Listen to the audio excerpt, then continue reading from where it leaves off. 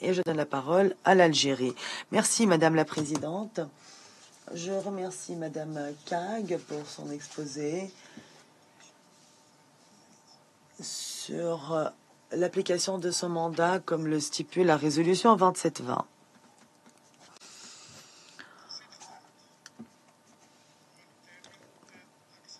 Afin de faciliter l'accès de la bande de Gaza à l'aide humanitaire, en dépit de tous les obstacles et difficultés qui se dressent devant Madame Kag dans l'application de son mandat. En effet, 200 jours se sont écoulés depuis le début de l'agression menée contre le peuple palestinien à Gaza. Or, nous sommes toujours en train de parler de l'accès à des besoins, ou plutôt de l'accès à des produits tout à fait élémentaires, eau, nourriture, produits d'assainissement et d'hygiène. Sans parler de l'accès à l'éducation, au logement et à la santé, qui sont aujourd'hui un véritable luxe pour la population gazaoui. La mission de Madame Kag consiste à accélérer l'acheminement de l'aide humanitaire à la population civile de Gaza. C'est une mission cruciale. Cependant, plus de 4 mois après l'adoption de la résolution 2720 par le Conseil, et en dépit des efforts déployés par Madame Kag et son équipe, en vue de mettre en place un mécanisme onusien permettant l'accélération des arrivées d'aide humanitaire à Gaza, nos appels restent sans réponse et le mandat de Madame Kag n'est toujours pas pleinement appliqué. La communauté internationale, et surtout les États membres ayant une influence sur la puissance occupante, devrait tout mettre en œuvre pour aider Madame Kag à s'acquitter de son mandat.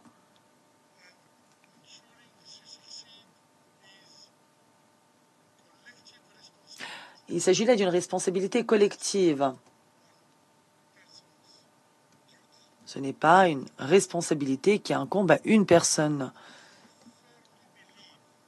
Madame la Présidente, nous sommes convaincus que l'acheminement avec succès de l'aide humanitaire à Gaza dépend des facteurs suivants. Premièrement, il est évident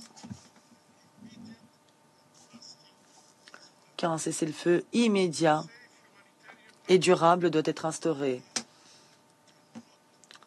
Une action humanitaire sûre à Gaza ne saurait être assurée en l'absence de cessez-le-feu. Or, ces 6 derniers mois, c'est ce dont nous avons été témoins. Il n'y a pas eu d'action sûre. Les principaux collaborateurs humanitaires à Gaza le disent aujourd'hui.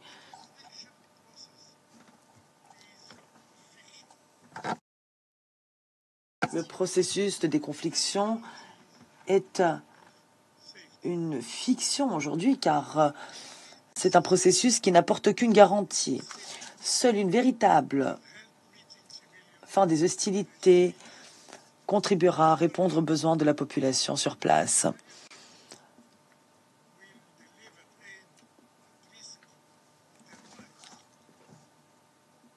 Sinon, les acteurs humanitaires devront mettre leur ville en péril. Deuxième,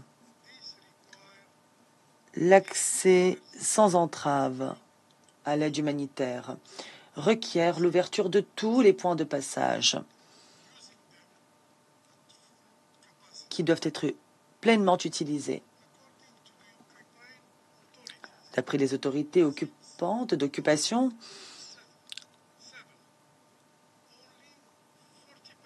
Seuls 40% des besoins élémentaires ont été satisfaits à Gaza depuis le 7 octobre.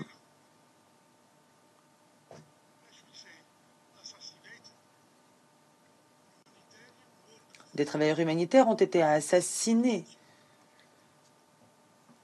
notamment ceux qui travaillaient pour World Central Kitchen. Les autorités d'occupation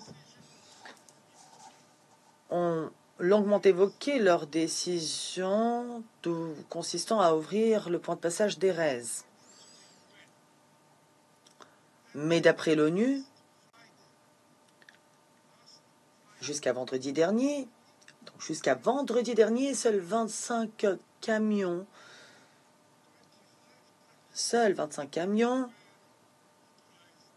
avaient été autorisés à passer par le point d'Erez. 25 camions seulement. La communauté internationale, les pays puissants surtout, semblent néanmoins incapables de contraindre la puissance occupante à respecter les obligations qui lui incombent pourtant en vertu du droit international. Le largage d'aide humanitaire est devenu la seule option, alors que ça devrait être une solution de dernier recours. Ça représente 0,3% seulement de l'aide humanitaire fournie à Gaza. Le corridor humanitaire n'a pas produit de résultats tangibles. Sa mise en fonctionnement est mise en péril.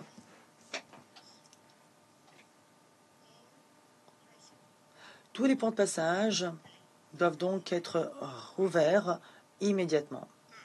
Troisièmement, l'UNRWA.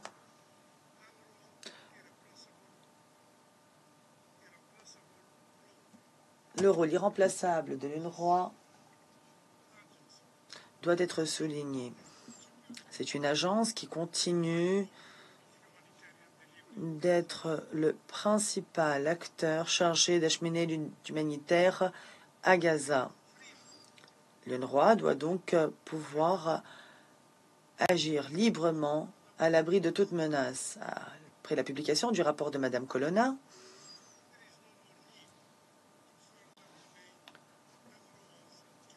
il n'est pas nécessaire de continuer de débattre de la crédibilité ou de l'efficacité de l'UNRWA. En effet, c'est un rapport qui dit clairement que l'UNRWA a une approche en matière de neutralité plus efficace que celle dont sont dotées d'autres agences humanitaires. Et je le dirai encore une fois, Israël n'a toujours pas apporté de preuves étayant ces allégations contre le personnel de l'UNRWA. Comme l'indique le rapport de Madame Colonna,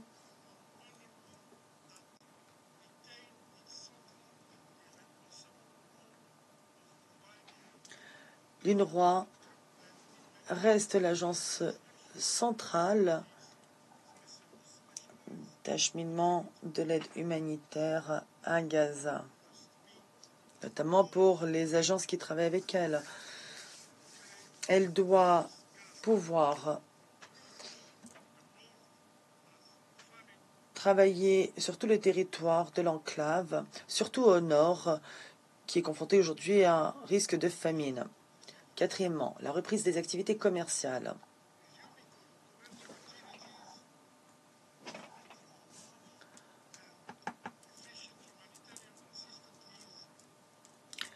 Quel que soit le volume de l'aide humanitaire livrée à Gaza, il faut que les activités commerciales puissent reprendre. Mais cela dépend de deux conditions.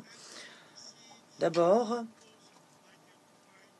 il faut lever le blocus imposé par la puissance occupante. Et deuxièmement, il faut lancer un vaste programme de transfert d'espèces pour redynamiser le marché local à Gaza.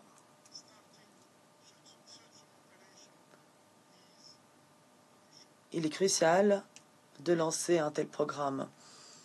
Cinquièmement,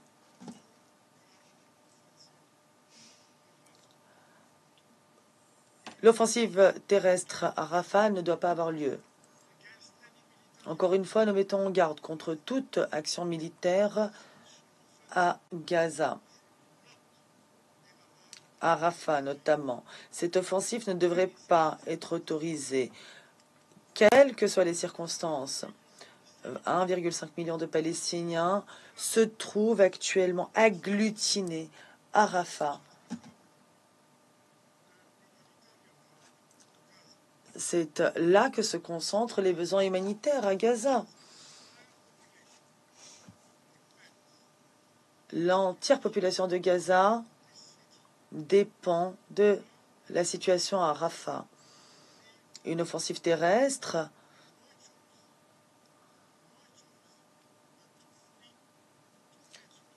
contraindra ces populations à fuir vers l'Égypte.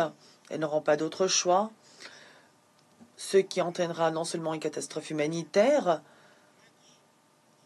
mais une violation irréversible des conditions de paix et de sécurité dans la région et au-delà. Madame la Présidente, la situation apocalyptique dans laquelle se trouve Gaza est une trahison de l'humanité.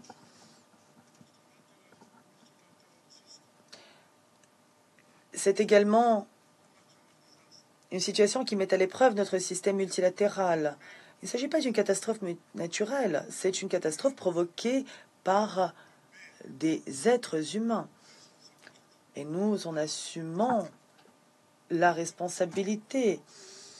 La communauté internationale doit donc veiller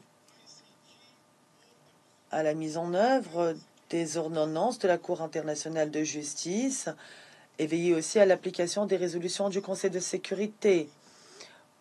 Nous ne pouvons pas nous permettre d'échouer. La puissance occupante qui cause la mort et le désespoir partout où elle va ne peut pas continuer de dicter sa loi. Cette catastrophe doit cesser. Je vous remercie. Merci.